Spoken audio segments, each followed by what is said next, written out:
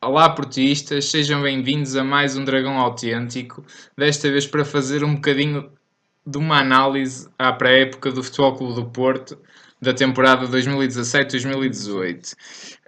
Como todos sabemos, o Porto regressou esta semana ao trabalho, segunda-feira, sem caras novas, no sentido em que não há contratações, portanto, há sim jogadores que regressaram de empréstimo. Eu começava até um bocadinho por aí, antes de irmos mesmo ao calendário da pré-época e tudo.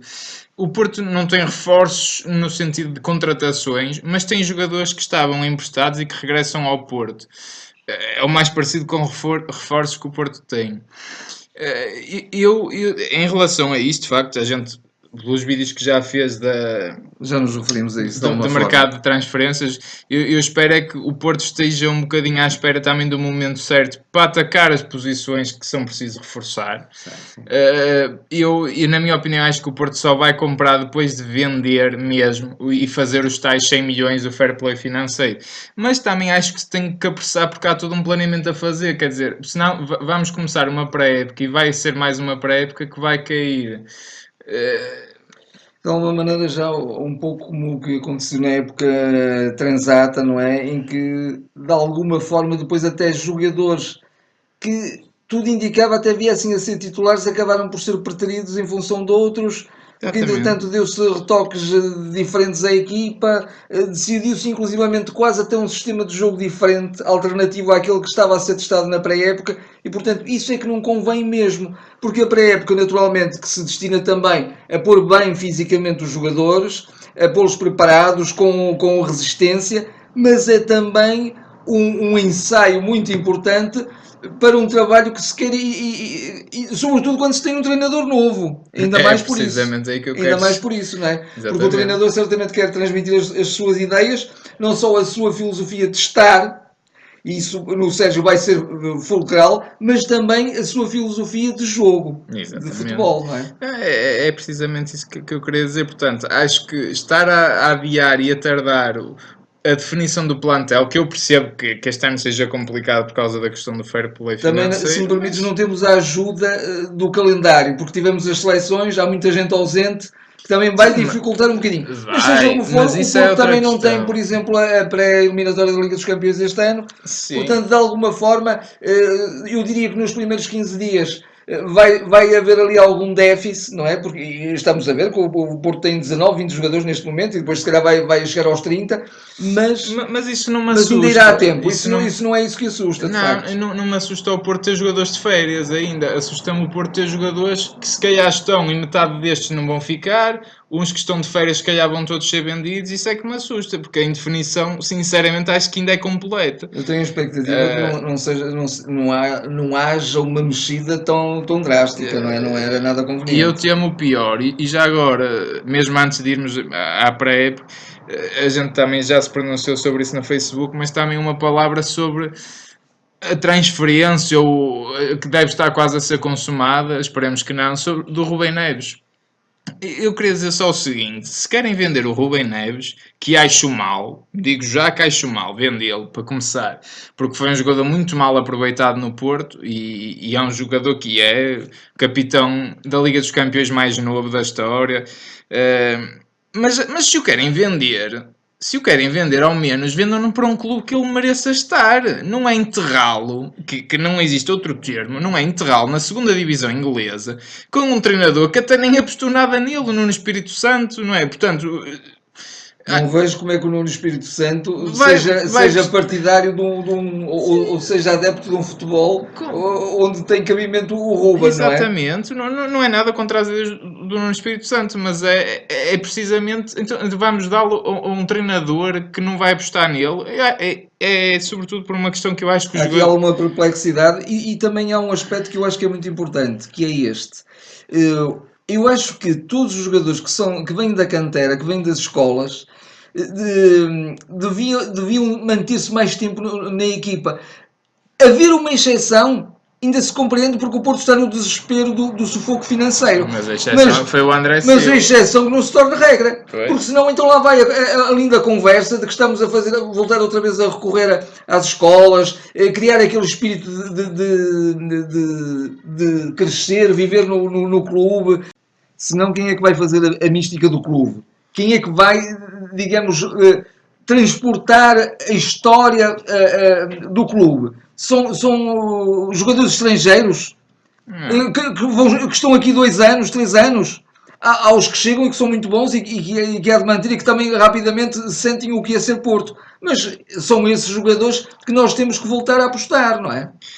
E esse, lá está, o jogador não merece, quer dizer, fez toda a sua carreira no clube, desde que é infantil, e já agora também vendam-no pelo seu valor certo. Sim. Alguém acredita que o Rubem Neves só vale 18 ou 20 milhões? Se isto for verdade, para mim acho que até é o pior dos piores negócios do Porto. Mas pronto, vamos agora sim à pré-época. De facto, o Porto ainda tem muitos jogadores de férias que acabaram agora os seus campeonatos. Ainda está a decorrer, por exemplo, o Europeu Sub-19, que temos lá muitos jogadores. O nosso terceiro avançado neste momento. E muitos outros bons jogadores. Portanto, até termos todos os jogadores vai demorar um pouco. Vamos calhar começar por analisar os primeiros jogos que serão no México, onde o Porto vai jogar a Supercopa Tecate frente ao Cruz Azul e depois frente ao Chivas. Eu não sou muito adepto desta ida ao México. Normalmente, as equipas, mesmo isso acontece muito com aqueles clubes, sobretudo com os clubes ingleses que têm muitos adeptos por todo o mundo e têm necessidades às vezes de fazer essas digressões, que são digressões puramente comerciais. Vão ao Extremo Oriente, vão à América, vão jogar em zonas de grande altitude, onde provoca muito cansaço no início da época, viagens muito longas, fusos horários desfasados. Nunca é muito aconselhável, mas mais uma vez o Porto anda à procura do dinheirinho, não é? Do Vilmetal. E portanto, vá lá que pelo menos é no início, depois ainda há tempo de recuperar um bocadinho, ainda há aquele estágio que depois se vai fazer, aquele mini estágio no Algarve para retemperar forças. Não, eu acho que podem até ser testes interessantes, por serem equipas diferentes, mas de facto há aqui 2 reparos em relação a isto. Um deles é o que tu falas, é uma vez querer mais vender a marca Porto do que propriamente querer preparar a equipa para um ano de competição como deve ser. Exatamente. E depois, eu duvido seriamente que o México seja um bom lugar para fazer uma pré-época. É longíssimo e o nível competitivo em relação a um país europeu nem se compara. Eu também ia referir isso. Que normalmente até os pequenos torneios europeus são muito mais competitivos. Mesmo com equipas de segundo plano, por vezes, mas são muito mais competitivos. Por último, e se calhar é o mais importante, o Sérgio Conceição não foi tido nem achado para isto, porque esta competição já estava previamente marcada antes de sequer termos treinador, o que acho mal, porque é o treinador que devia decidir estas coisas. Portanto, aqui não podia estar mais em desacordo com esta deslocação ao México. Depois, sim, como tu disse, teremos o embate frente ao Vitória de Guimarães. Já cá, se calhar também há alguma ligação até afetiva, não é, do próprio Sérgio ao clube, não é, porque também esteve lá, e vamos estar na apresentação de um clube que também tem um bocadinho um paradigma de adepto muito ferrenho, que vive para o seu próprio clube e para mais nenhum. O Guimarães não é o segundo clube, é o primeiro para eles. Exatamente. E portanto é algum embate interessante, também vamos participar É um bom teste frente de facto ao que foi o quarto classificado do ano passado, a nossa liga, e depois temos uma deslocação também frente a um recém-promovido Portimonense no estádio do Algarve. Eu acho o que me parece é que há aqui alguma mistura, tipo uma salada aqui não muito coerente, porque normalmente até numa pré-época começa-se por jogar com equipas mais acessíveis, mais fracas, vai-se depois vai aumentando o nível competitivo, a complexidade dos jogos, a exigência dos jogos passa a ser maior e normalmente no final da pré-época fazem-se torneios já de bom nível, como o Porto já tem participado, em Inglaterra, na Alemanha, etc. E portanto, estamos aqui um bocadinho, vai a este, vai a aquele, mas assim sem haver um fio condutor muito coerente. Concordo. Assim, aqui ao menos são equipas do nosso campeonato e são estas equipas que o Porto terá de se focar em bater a grande parte da época, mas não se arranjavam jogos melhores?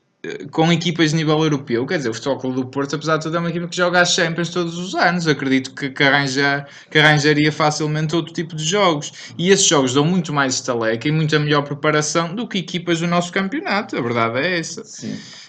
E por fim, depois temos o jogo da apresentação, frente ao Deportivo da Corunha. É uma equipa que nos traz recordações muito boas, não é? O próprio Corunha também, na altura, estava no auge, quando foi a vitória na Champions em 2004 no Futebol do Porto. Eu lembro-me daquele célebre jogo, o Estádio do Dragão, também cheio, e era um estádio recentíssimo, não é? E aquela Alameda era completamente azul e branca, mas um azul e branco de Porto e de Corunha. Foi muito interessante, num fim de tarde lindíssimo, foi um momento, portanto, traz-nos boas recordações. Traz-nos boas recordações, mas uma boa equipa para se fazer a apresentação. Mas acho que não é esse Deportivo da Corunha, nem de perto nem de longe. Este Deportivo ficou em 16º no Campeonato Espanhol o ano passado. Não será um todo poderoso adversário e acho outra vez que o Porto precisava ter um embate frente a uma equipa do mesmo nível e até superior, coisa que não vai ter esta pré-época. O que eu espero, sinceramente, acho que é a pior pré-época em termos de preparação. Não podia estar mais desanimado. Porque não chegam os treinos. Não chegam a competição vai consolidando processos. Exatamente. E é por isso que se vai num crescendo. Aqui não há crescendo, aqui há um zigue-zaguear um bocadinho. É o que calhou, é o que se foi arranjando. Calhou. Assim, eu só espero que não seja mais uma pré-época para deitar fora, porque é o que tem acontecido nos últimos anos.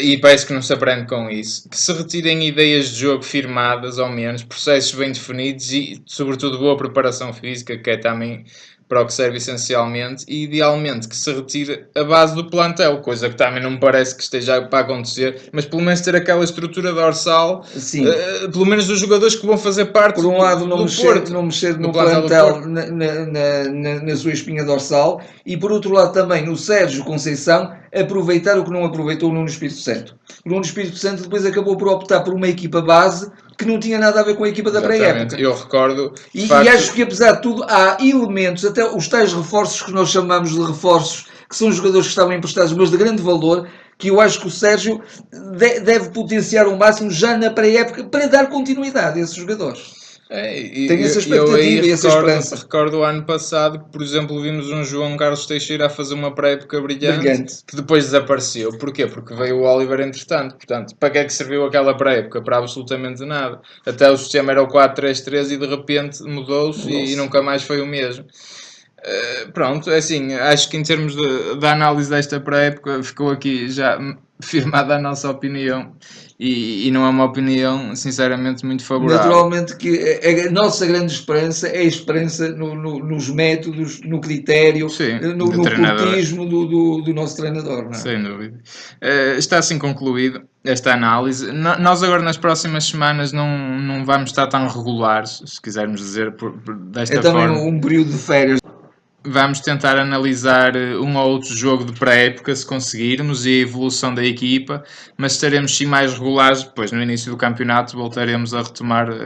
Mas sempre que acharmos oportuno e interessante também intervir, também o faremos. Exatamente, mas portanto há alguma indefinição, vamos tentar trazer alguma coisa para vocês, mas fica a nota que não será de forma regular nem semanal como é costume. Obrigado por estarem connosco, obrigado a todos que têm subscrito o canal, não se esqueçam de partilhar, fazer like, é muito importante para nós. Sigam-nos tanto no Facebook, podem visitar também o nosso website, sigam-nos também no iTunes, subscrevam também por lá, façam estrelas e obrigado mesmo a todos que têm começado a seguir-nos. Portanto, até ao próximo. É um gosto estar convosco.